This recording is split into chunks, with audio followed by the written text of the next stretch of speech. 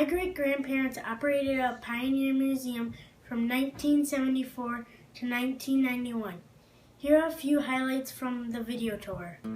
Okay, these tools don't belong in this building, but I have them stored in here now, so we'll go over them. They are all made from a rasp or a file, recycled into a usable farm or garden tool. I have 110 of them on boards and in here, and that's probably about a third of my collection.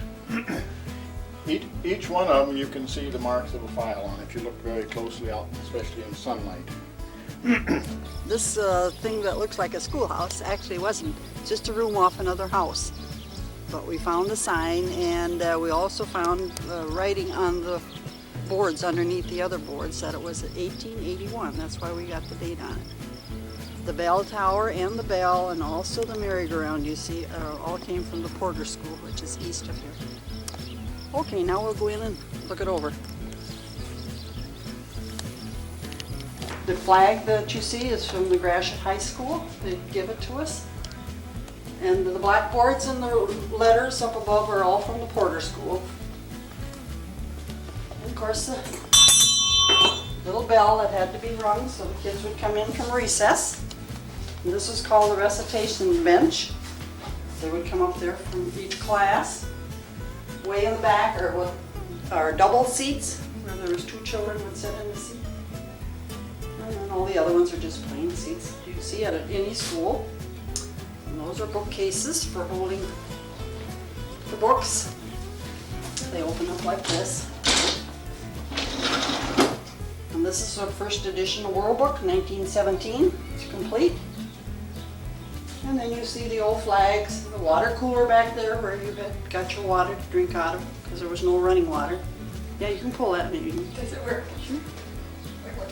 And there you go. This is a little old phonograph.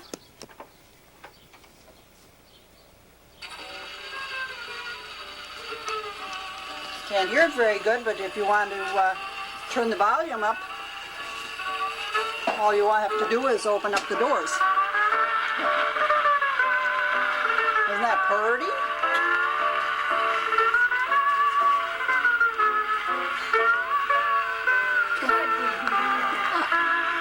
Don't be shy. Don't you want to dance, Amy? And now we'll go to the fruit jars. They're all different kinds. This is the real old, what they call the wax sealer, where they put a piece of tin over here and then they pour wax in the crevice. That's how they seal their jars for canning. Those are the oldest ones. And then they went to the one with the zinc lid on top, and then eventually they ended up with the glass ones that you see. Few people have nowadays. And this is a corn dryer up here. All these little items. Stove is dated 1878, I believe. It's a double oven door. And of course the blue and the ironworks was about that. That's going into the fire.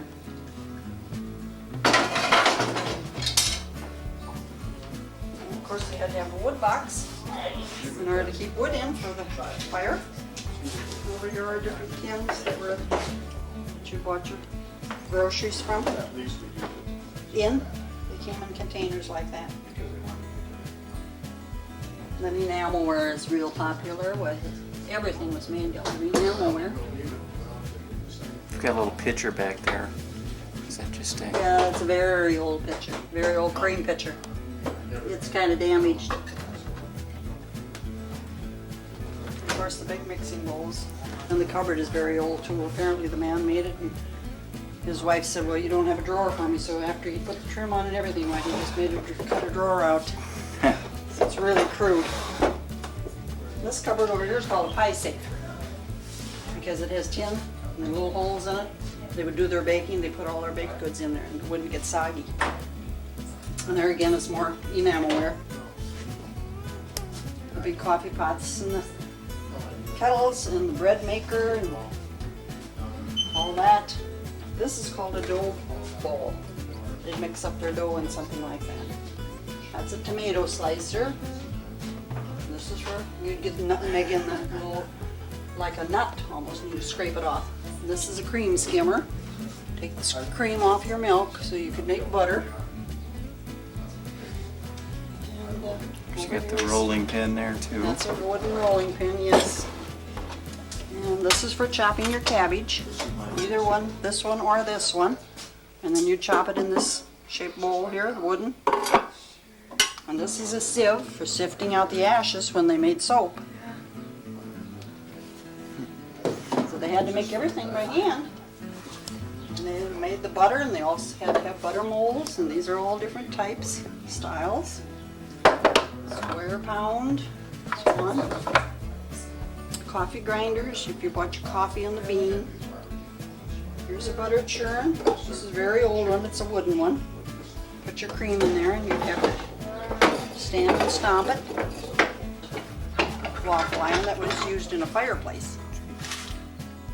I don't think you had waffles very often because it's heavy. That they didn't have time to dig out rocks, many times they would use pieces of wood in the mortar to make a wall, especially if it was for a woodshed or something that didn't have a lot of moisture in it. It couldn't be underground, of course. I couldn't find a stove wood wall, so I decided to build one. As long as I was building an addition on my blacksmith shop, I thought I would put a stove wood wall in it. Notice the F in there, personalize the first and last initial in there. Also, another thing that was common back in the 17s, before the Revolutionary War, is they had no glass factories in this country. The only glass that they could get from England was medicine bottles, so they had what they call bottle windows. We could probably get something from the outside here, but we will also take them from the inside. Of course, my thistles will show up good too. Those are the two things that are unusual about the building, is that I wanted to incorporate the stove wood wall and the bottle windows on it.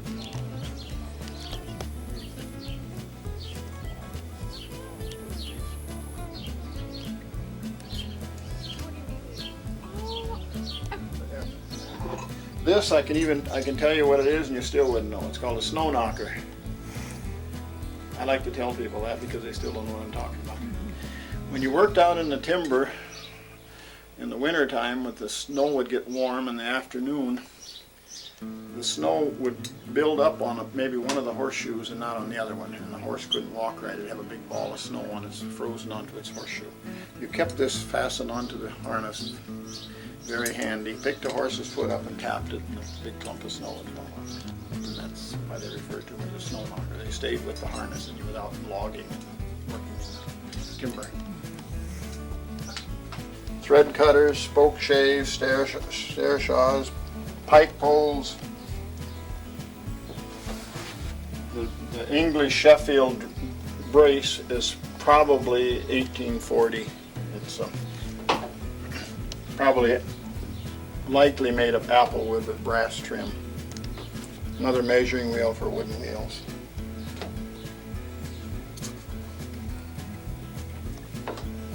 Here's a hand auger that is dated 1846. It's stamped in there, unreadable unless you have good light. But this is much older because this is what you call the pod bit. This probably came out about the time the screw tip was invented. This is prior to the screw tip. This is what they call the pod bit. You had to force it through, just grind your way through. That's the only way you can date them, is eliminate the date they were invented and take it from there. Mm-hmm.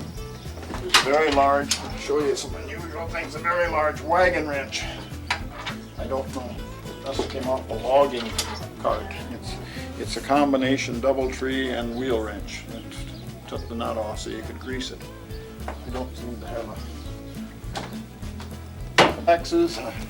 I guess my big broad axe is up in the first building. I didn't show you that, but the broad axes were for hewing down the beams, splitting down the round trees into a square beam, and then mortise and pinning and fitting them together. They did have what they call Indian trade axes. This is a fireman's axe and so on. You've got lathing hatchets, you've got shingling hatchets. There's just so many different kinds of axes you just can't. Even this up here is a Cooper's broad axe. It's for making barrels. Every profession had their specialty tools. Then you get something like this. I don't know why he put such a mark on it, but he really mopped it up. Can't even quite make it out. What is it? It's MWH Company, handmade. Nice to know. It's an adjustable pot hook for in a fireplace. I like to show a little bit of the decoration, which wasn't necessary. This is what you call folk art. It made it more interesting. The little pigtail, the little chisel design. But it did keep the pot adjusted to whatever height you want.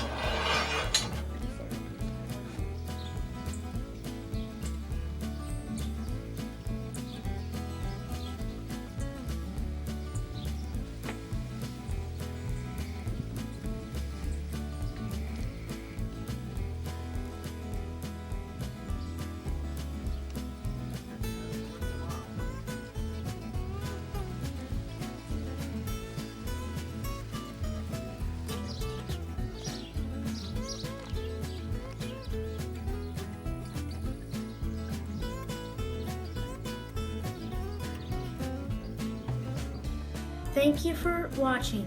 I hope you enjoyed it. My great-grandparents would have loved sharing it with you.